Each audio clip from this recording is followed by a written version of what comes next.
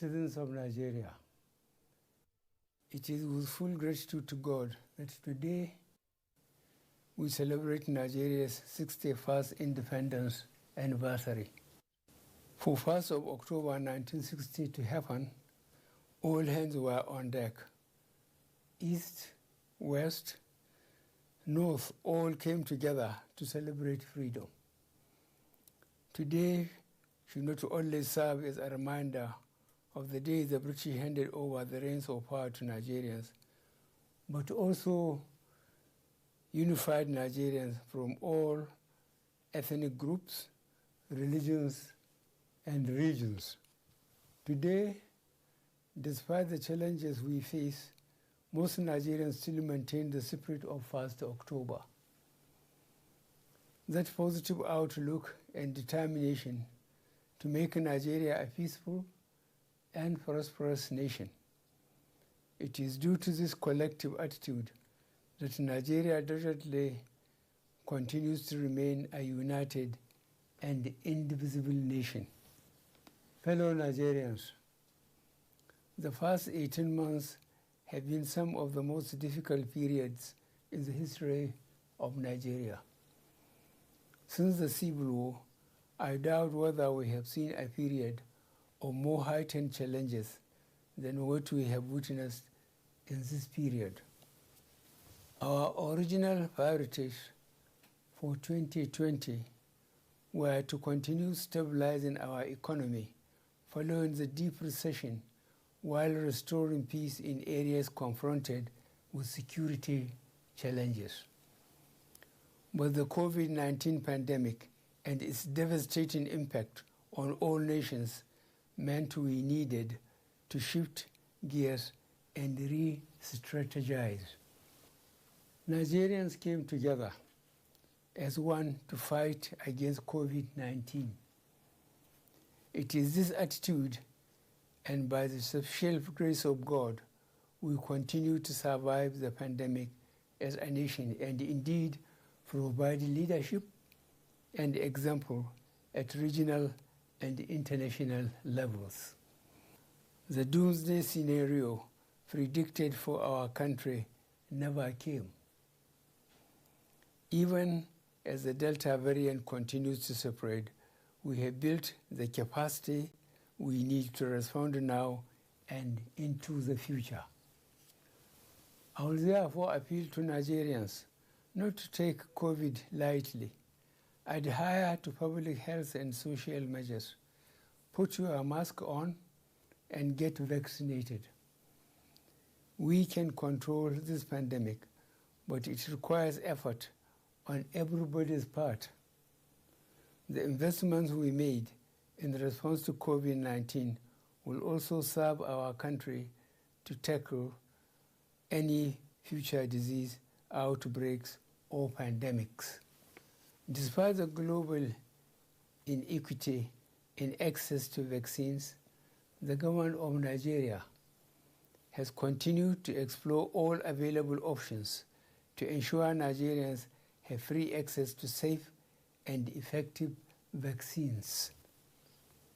Some 5 million vaccine doses have been administered to Nigerians through efforts led by the National Primary Healthcare Development Agency, and we will continue to explore options for purchase or acquisition of vaccines, such as through COVAX and the African Vaccine Acquisition Trust. I will take this opportunity to remind the global community that the current state of access to COVID-19 vaccines is unacceptable. We cannot afford a situation where a handful of countries keep the global vaccine supply to themselves at the expense of other nations. We must act now to accelerate equitable distribution of COVID-19 vaccines. This is the message I conveyed to the international community in New York last week. As we push to source vaccine for our immediate needs, we shall invest more to support our pharmaceutical and research agencies to come up with ideas for locally developed vaccines. Should another pandemic arise in the future, our question is simple. Will Nigeria be ready? Accordingly, I have directed the Ministries of Finance, Budget and National Planning, Health, Education, Science and Technology to work with Nigerian and international pharmaceutical companies and research organizations to enhance Nigeria's domestic pharmaceutical capacity.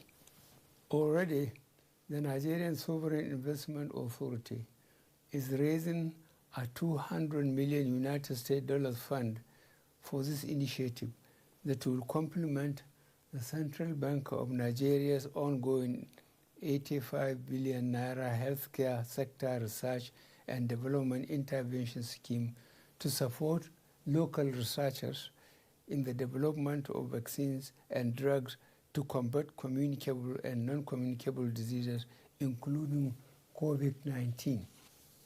Fellow Nigerians, this is just the beginning.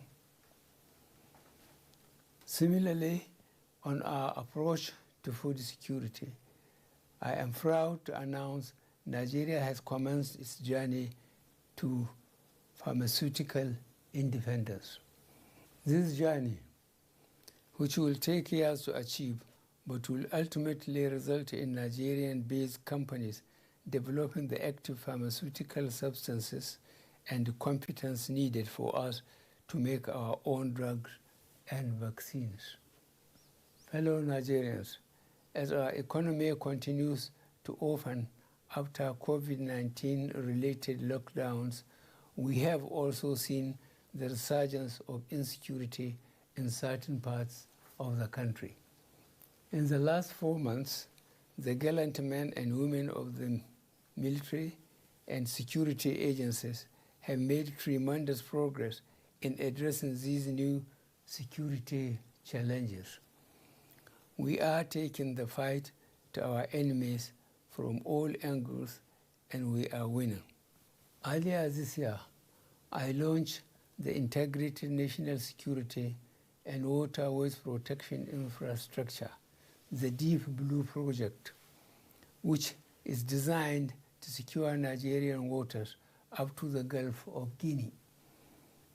I am happy to inform Nigerians that we have taken delivery of key assets for this project, and very soon its impact will be felt.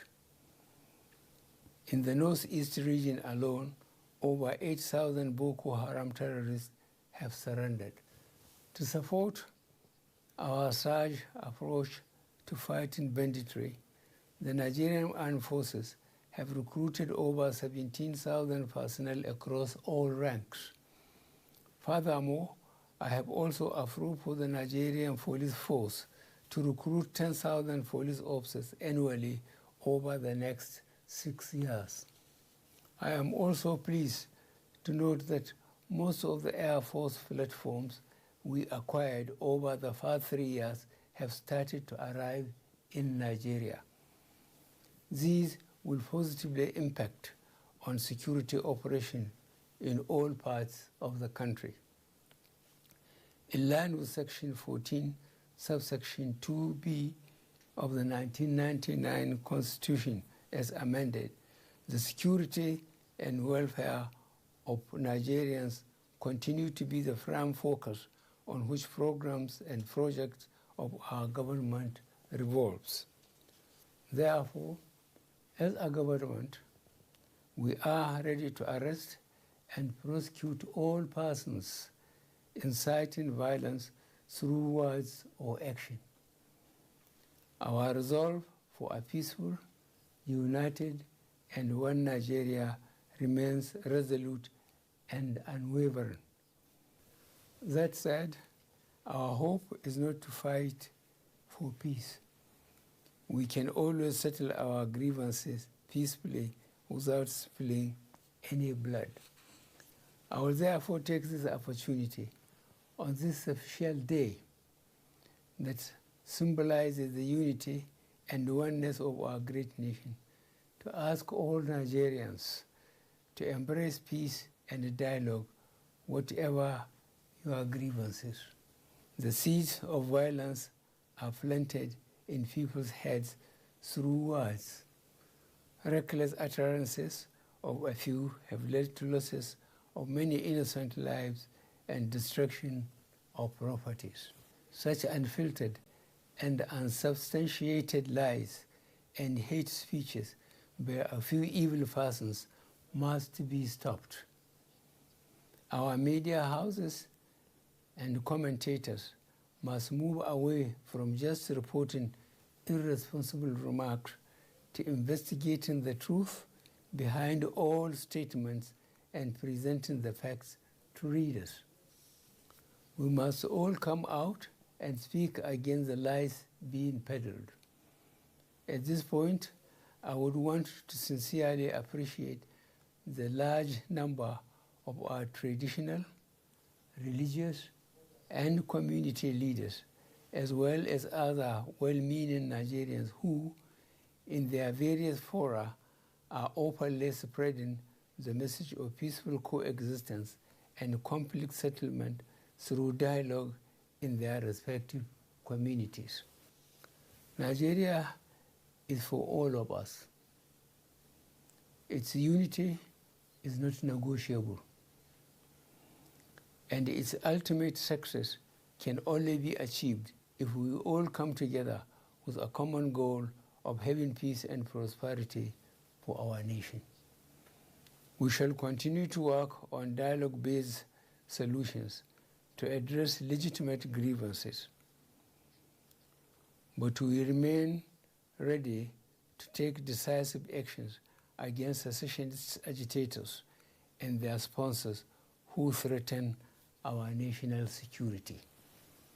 The recent arrests of Nnamdi Kanu and Sunday Adeyemo and the ongoing investigations being conducted have revealed certain high-profile financiers behind these individuals. We are vigorously pursuing these financiers, including one identified as a serving member of the National Assembly. Fellow Nigerians, this is a clear example of how people abandon their national leadership positions for their selfish gains.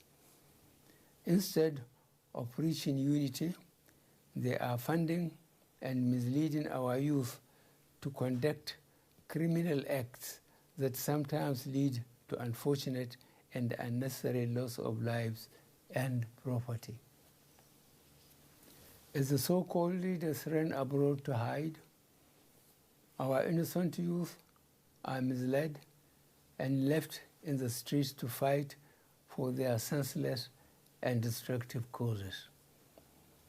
Government will continue with greater level of people's participation and in collaboration with our international partners to improve the security architecture, reduce an enabling environment for criminality to thrive, and eliminate opportunities for terrorism financing. Fellow Nigerians, our unrelenting effort at resolving an almost 2 decades toil on the management of our petroleum resources and ensuring equitable consideration to our host communities has resulted in the enactment of the Petroleum Industry Act 2021. This act not only overhauls the institutional, regulatory, and fiscal framework of the petroleum industry, but also reduces the previous opacity associated with this sector. This is the first step to the reform, as the process is a continuous one. Already, to further improve the governance framework, I have sought for an amendment of Section 11, subsection 2b, and Section 34, subsection 2b. We also continue to review and amend as appropriate. At this juncture, It is very appropriate that I salute the leadership and members of the Ninth Assembly for their patriotism, dedication to duty, candor, and most importantly, the dispatch with which they have enacted legacy legislations for this nation. I do not take such level of cooperation for granted and hope it continues for the overall efficiency of the federal machinery. Nigeria's roadmap on local refining is on track with the commissioning of a modular refinery in Imo State. A second is scheduled for commissioning by the end of this year in Edo State, and the third one in Bayelsa State by 2022. In addition to the modular projects, we also have the two mega refinery projects coming up in Lagos and Akwa Ibom State. As these refineries are commissioned, more employment opportunities are created, and there would be increased petroleum products available for local consumption, which will significantly reduce our reliance on importation. In further demonstrating our plan to reduce our dependence on oil and tapping from our enormous gas resources, this administration remains committed to the Decade of Gas initiative, which is aimed at bringing to focus the utilization of our huge gas resources. Already, we are supporting and promoting various gas-based projects, including NLNG Train 7 and the mega urea and ammonia projects in the South-South region. As we continue to optimize and enhance our oil and gas sector, I am also proud and delighted to state that our economic diversification strategy remains on course with the persistent increase in non-oil sector contribution to GDP. We recovered from economic recession in Q4 of 2020 with a GDP growth rate of 0.11% and grew by 0.51% and 5.01% in real terms in the first and second quarters of 2021. The agricultural sector remains key to our economic diversification efforts, as the sector has been a consistent driver of the non-oil sector, contributing 22.35% and 23.78% to the overall GDP in the first and second quarter of 2021. We have seen significant private sector investment in almost all areas of the agricultural value chain, and these have continued even during the COVID-19 pandemic. Unfortunately, as our food production capacity has increased, food prices have been going up due to artificial shortages created by middlemen who have been buying and holding these essential commodities for profiteering. To address this, I am hereby directing the Ministry of Agriculture and Rural Development to rehabilitate the National Food Reserve Agency and also work with security agencies, the Nigerian Commodity Exchange, and the National Assembly to find a lasting solution to these disruptive and unpatriotic hoarding activities.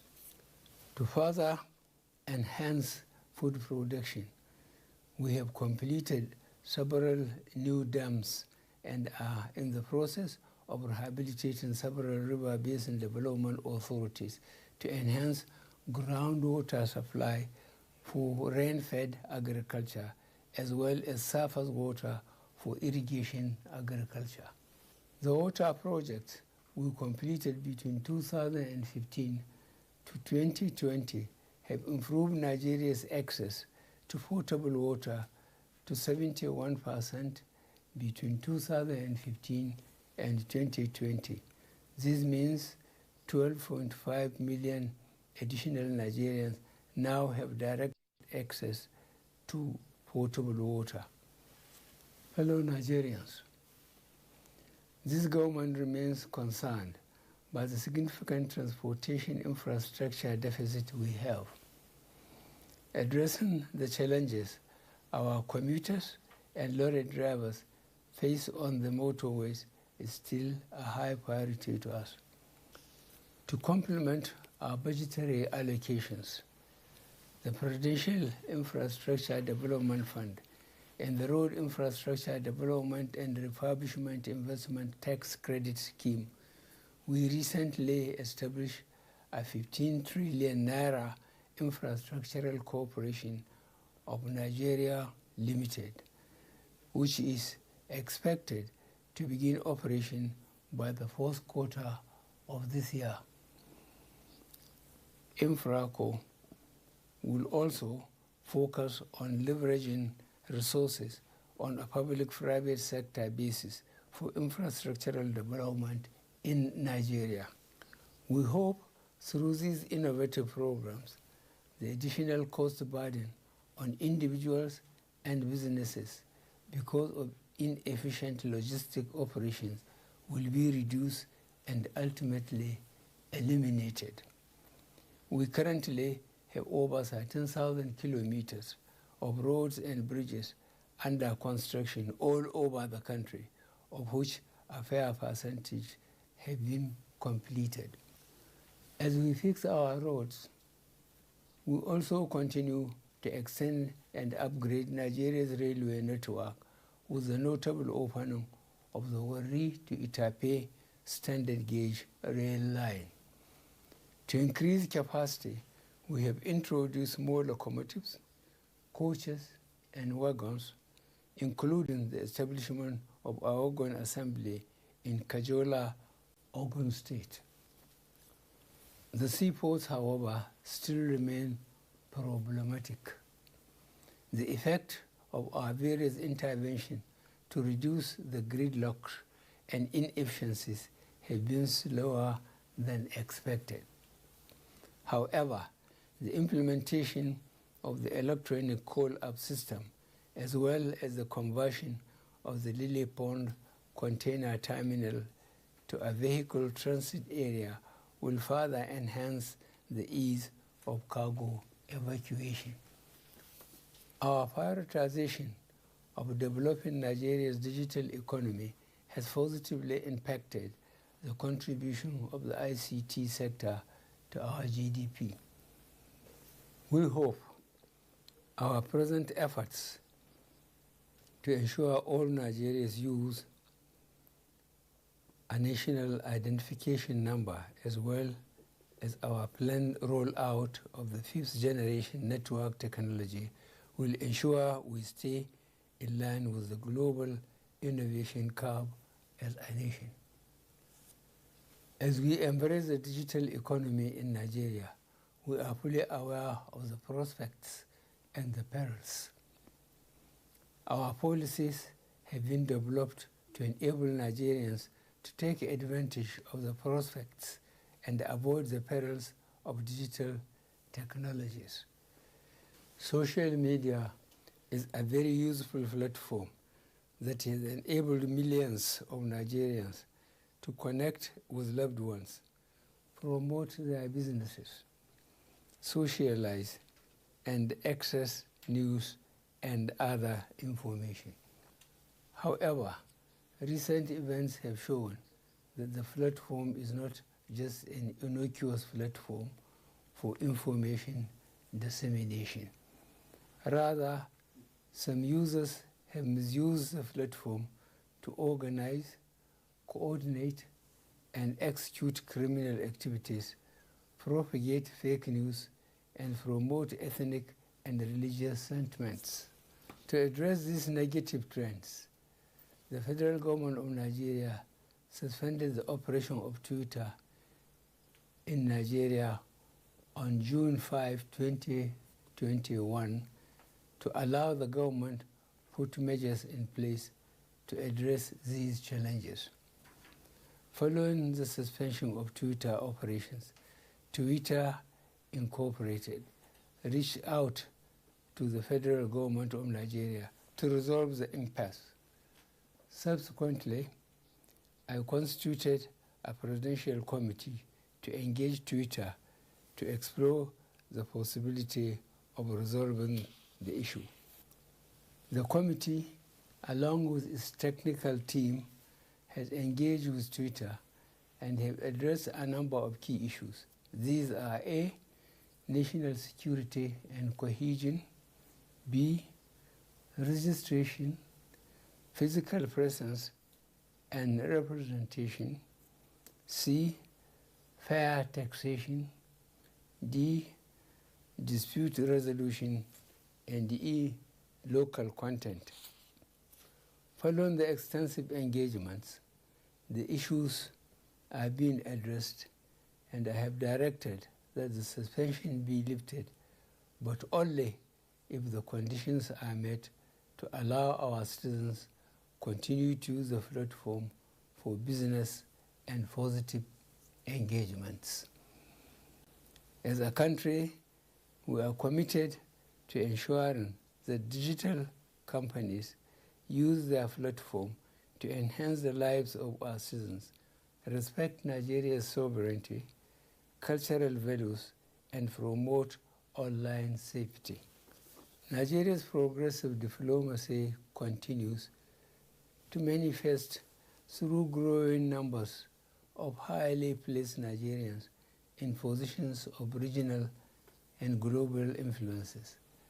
Very recently, Nigeria won election for the position of Commissioner for the Expanded Political, Peace and Security Affairs of the African Union. Our persistent calls for a reorganized and reformed ECOWAS to make the organization citizen-sensitive paid off with the acceptance by the authority of heads of state and government of ECOWAS to commence the agreed reforms in the organization ahead of the next election of the organization principal officers in December this year.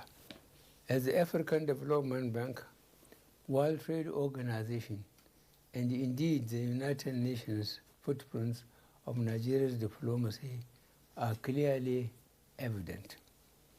We remain confident that our goal of lifting 100 million Nigerians out of poverty in 10 years is achievable. Considering the positive impact of our social investment programs, I recently approved an increase in the number of N-Power program beneficiaries from 500,000 to 1 million. Out of this, 510,000 have started the program, while the competitive selection process for onboarding the outstanding 490,000 beneficiaries is in progress. The National Homegrown School Feeding Program is currently being implemented in 35 states of the Federation and the FCT. Over 103,000 women have been engaged and empowered as cooks under the program, while about 10 million pupils are being fed across public primary schools in the country. To grant increased access to credit to the most poor and vulnerable, I have directed an increase in the disbursement of government enterprise and empowerment program loans to an additional 1 million beneficiaries, laying more emphasis on the smallholding farmers through the Farmers' Money Program. Fellow Nigerians, for far too long, we have neglected the centrality of the civil service as the engine of governance, and this has manifested in ineffective service delivery. There is widespread discontent and disillusion about the efficiency and probity of our civil service. It is for this reason that we are refocusing the Nigerian civil service to provide world-class service to run our country. The youth of this great country remain propellants for our today and provide guarantees that we will have a secure tomorrow. It is for this reason that I remain focused on expanding opportunities for their participation in politics and governance. Recent appointments of young people into positions of authority and their track record so far gives me confidence that we need to bring more of them into governance, and this I promise to do. More specifically, to encourage girl-child education, female scholarship schemes, life skills, and digital literacy skills to boost girls' enrollment, retention, and completion of schooling are all initiatives put in place to ensure gender balance in appropriately positioning our youth for positions of leadership. The commitment of this administration to the well-being of people living with disabilities remain unwavering. Government recognizes their contributions to development, and I have, in this regard, directed all relevant government agencies pay special attention to the peculiarities of different abilities in the implementation of policies and programs. Rape and gender-based violence remains a sore point in our nation, as in many countries worldwide, and this was worsened during and after the outbreak of the COVID-19 pandemic. We are currently engaging heads of courts to establish specialized courts for the speedy and seamless trial of rape gender-based offenses, especially to ensure that justice is done for child victims of sexual violence. On the other hand, work has advanced in the reformation, reintegration, and reunification of minors involved in one crime or the other. The reformation in our correctional services has manifested in an increase in modernized custodial centers and a transformation from strictly punitive to attitudinal changes so that criminals do not relapse into their previous lifestyles. As we begin to celebrate our 61 years as a nation, we need to be conscious that Nigeria does not start and end with the federal government.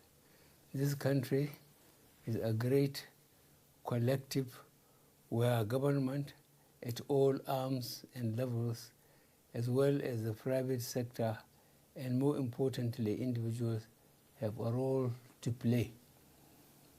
In particular, security is a bottom-to-top undertaking. Joining hands and hearts together would enable us to secure ourselves and our country.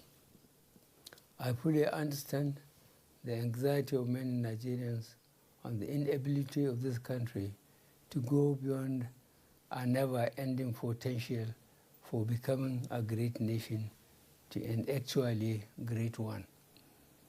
A lot has been achieved in the last 6 years on many fronts, in infrastructure, social care, governance, Nigeria's image and influence in Africa and the international community. But critics misdiagnose incremental progress as stagnation.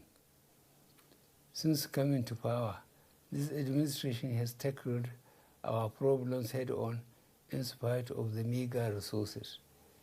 No government since 1999 has done what we have done in 6 years to put Nigeria back on track.